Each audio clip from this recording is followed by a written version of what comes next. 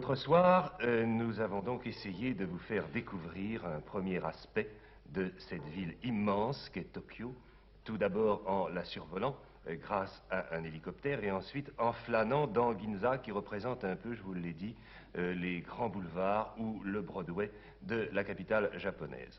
Ce soir, j'aimerais que nous poussions peut-être un peu plus loin cette première prise de contact avec Tokyo. Jusqu'ici, nous sommes restés presque uniquement dans la rue. Là, nous allons essayer de pénétrer un certain nombre de décors de la vie japonaise et notamment de certains métiers aussi bien traditionnels que modernes de Tokyo. Et comme les Japonais circulent énormément, empruntent beaucoup les moyens de transport en commun, nous allons tout simplement avec eux, pour commencer, prendre le métro.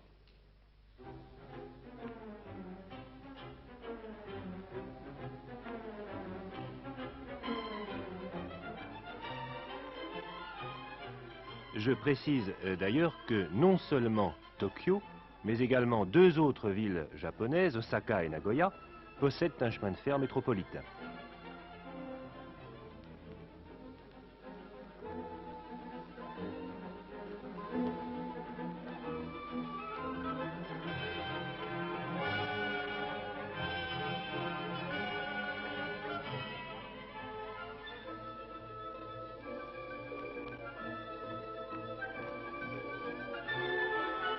Et là, vous voyez, nous passons directement du métro dans un grand magasin qui s'appelle Takashimaya. Car la plupart des grands magasins de Tokyo sont directement desservis par le métro, dont une station se trouve dans leur propre sous-sol.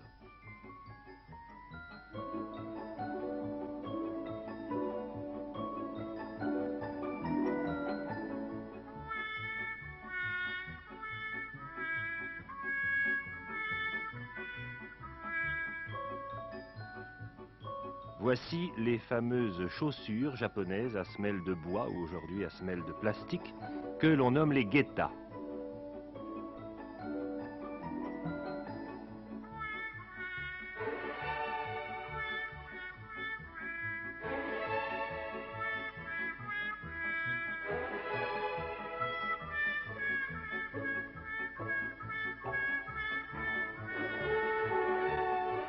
Ces jeunes filles sont uniquement payées par la direction pour saluer chacun des honorables clients et aussi pour essuyer la rampe avant que celui-ci ne l'emprunte. Et là, je vous demande si vous avez déjà vu un grand magasin parisien où l'on vous traite avec de tels égards.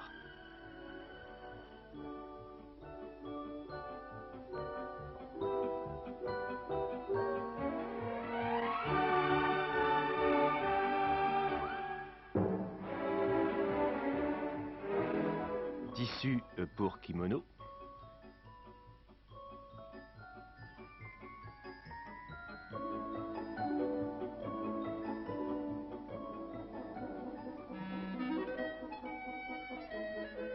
Ne vous étonnez pas, nous sommes ici en plein centre de Tokyo et même dans Ginza.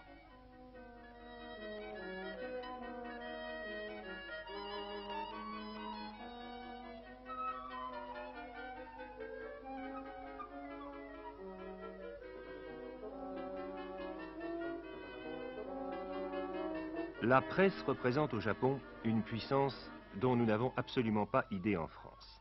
L'ensemble de la presse quotidienne japonaise tire par exemple chaque jour à plus de 40 millions d'exemplaires et certains journaux comme l'Asahi et le Mainichi ont respectivement des tirages de 8 et de 7 millions d'exemplaires par jour. Là, nous sommes devant l'immeuble et nous allons pénétrer au Yomiuri, qui est un journal paraissant uniquement à Tokyo, mais qui n'en tire pas moins à 5 millions d'exemplaires par jour, voici la salle de rédaction du Yomiuri, et possède 16 éditions différentes, une pour chaque quartier de Tokyo, exactement comme si un journal parisien avait une édition par arrondissement.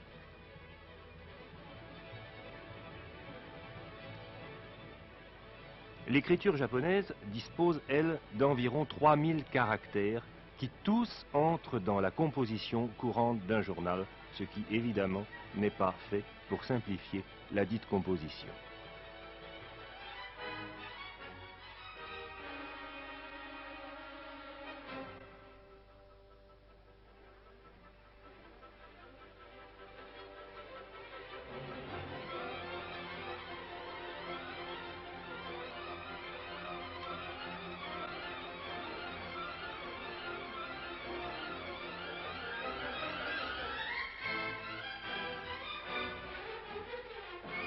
Nous sommes ici à la correction des épreuves.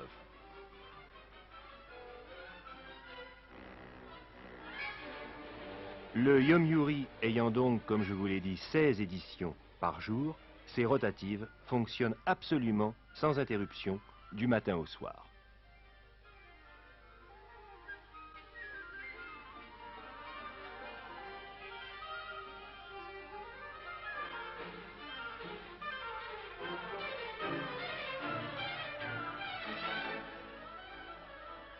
Nous ajouterons pour terminer qu'au Japon, même les journaux les plus modernes possèdent toujours sur leur toit leur flotte de pigeons voyageurs pour certaines liaisons, disons de confiance.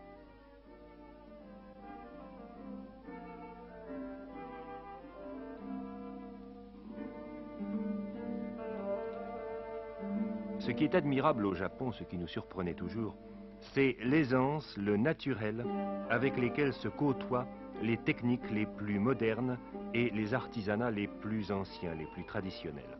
Nous sommes ici, comme vous le voyez, chez un fabricant de lanternes qui se trouve dans le centre de Tokyo, et je vous demande de considérer que les gestes que vous voyez accomplir sous vos yeux sont exactement les mêmes qui étaient accomplis il y a 2, 3 ou 4 siècles pour la fabrication des mêmes lanternes.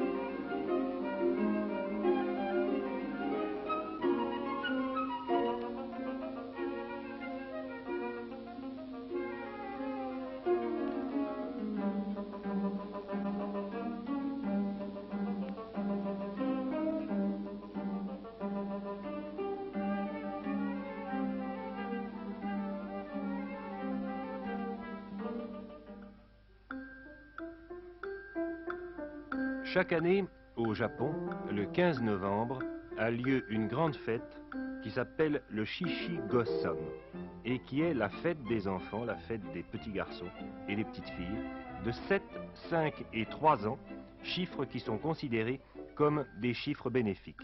Et pour cette fête, on habille ici les petits garçons et tout à l'heure les petites filles de costumes de kimono d'apparat dont vous voyez la préparation en ce moment dans une famille japonaise de Tokyo.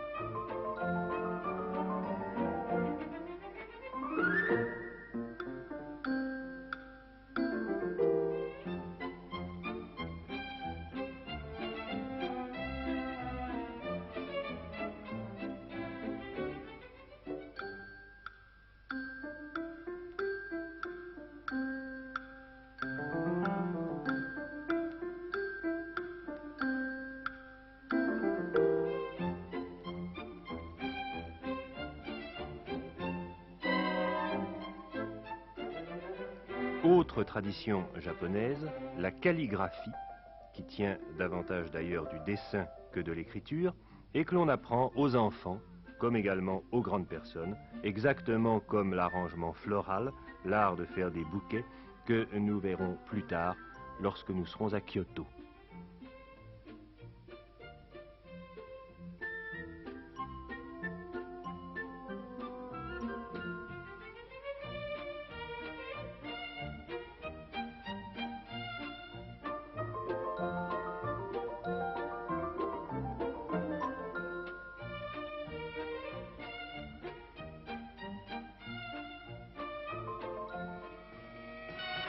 Et nous voici pour terminer dans l'un des quartiers nocturnes les plus fameux de Tokyo, un quartier nommé Asakusa et presque uniquement peuplé de théâtres, de cinéma, de music-hall et même de burlesque. Un Japonais qui avait un certain sens de l'humour me disait à ce propos, sur le plan culturel, le seul héritage que l'occupation américaine nous ait légué, ce sont les burlesques. Et peut-être, ajouterai-je, certaines recettes culinaires également.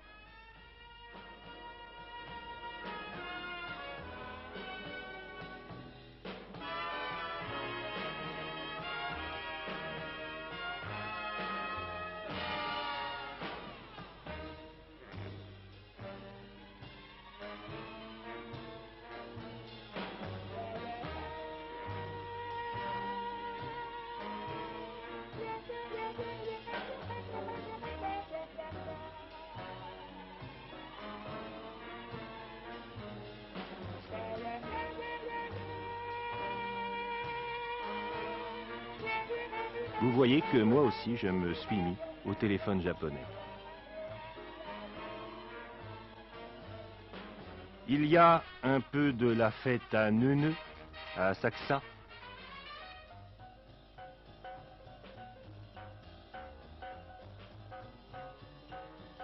Et un peu aussi dans ces caves de Saint-Germain-des-Prés. La prochaine fois, nous vous présenterons le port de pêche de Tokyo.